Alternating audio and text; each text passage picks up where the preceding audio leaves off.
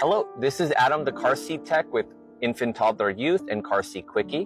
And today we're going to show you how to install the Cybex Cloud G Lux car seat base using a lap and shoulder belt. Now remember, this is just a general installation video. This may not be the same exact installation in every vehicle. So before you install your car seat, always check the manual of your car and also of the car seat so you make sure you're following all the rules and making sure you're doing everything correctly. Now, this is the Cloud G Lux version. There is another Cloud G that does not have a load leg, but the Lux version does. And that's going to be the first step. We're going to lift up the car seat. We're going to find the load leg located on the bottom of the base here, and we're going to lift this up. Now, Cybex does recognize that in some vehicles, the load leg may not be usable. So if your car, the load leg does not work, you can leave it underneath the base. But if possible, we want to use it whenever we can. So we've got our load leg out. We'll adjust this a little bit later. We're now going to make sure the car seat is right up against the back of the vehicle seat as far as it can go. We're going to need to adjust the recline position of the chair. There is a window on both sides of the base, and the window has three colors. It's got red, which the line should never be on. It's got blue for babies between 4 and 20 pounds. And it's got green for babies between 20 and 35 pounds. So depending on the size of your child, we'll need to adjust this accordingly. The gray button here that says pull will actually allow us to adjust the different recline position of the base. So if I pull this up, the bottom of the base expands and it repositions the angle. So I'm going to set this up in the light blue for a newborn. And it looks like we're going to have to be pretty far reclined. I've got my line in the blue, so we're on the right track. Next, we're going to open up the gray button that's on the middle of the base. This gray button is actually for the belt path. Once this is open, we can get our seat belts through the car seats. I'm going to grab my lap and shoulder belt.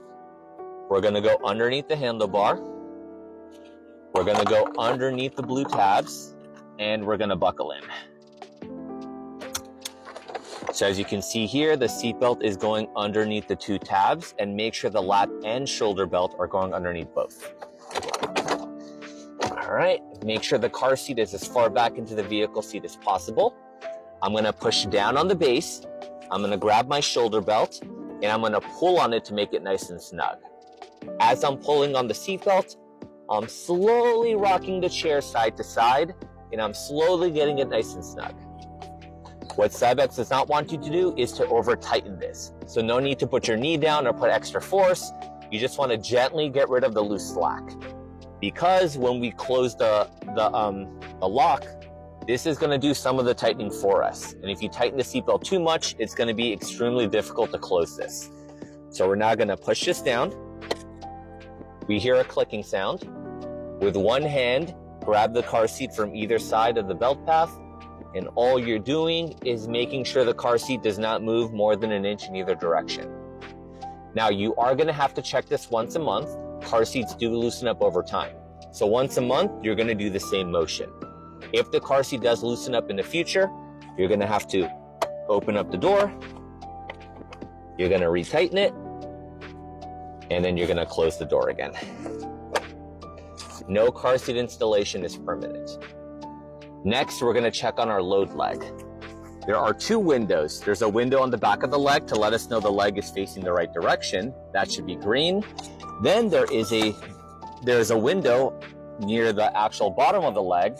That'll let us know that the leg is flat on the floor correctly. We're going to find the gray button. It's right here where my finger is. We're going to push the button to unlock the leg, and now we can extend it.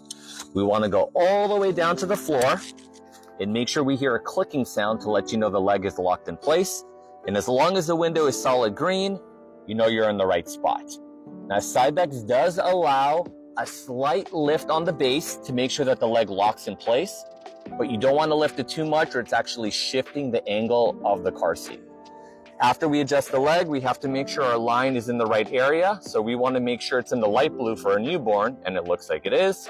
So we have green showing on the top and bottom of the leg to know that's correct. and we have blue on the angle to let us know it's ready for a newborn. The last thing we want to do is we need to switch the seatbelt to locking mode. This is not a true lock-off device, so Cybex wants to make sure that after you close this and secure it, you need to be able to switch the seatbelt.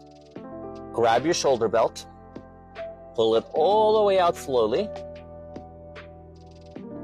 Once it's retracted all the way, it'll automatically switch to locking mode. And the way to know it's in locking mode is when you let it retract, you're going to hear a ratcheting sound. So that ratcheting sound is letting us know the seatbelt is locked. And the only way to undo this is by unbuckling the seatbelt and letting it retract all the way back into the car. Then it'll return back to normal. Now, if your vehicle does not lock either by switching this to locking mode or have a locking buckle on the actual seatbelt, what you will have to do is you have to call Cybex customer service and request a locking clip.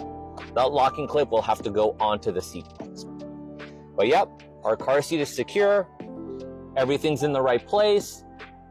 If you ever need to remove the car seat from the vehicle, you're going to want to unbuckle it first to release the tension.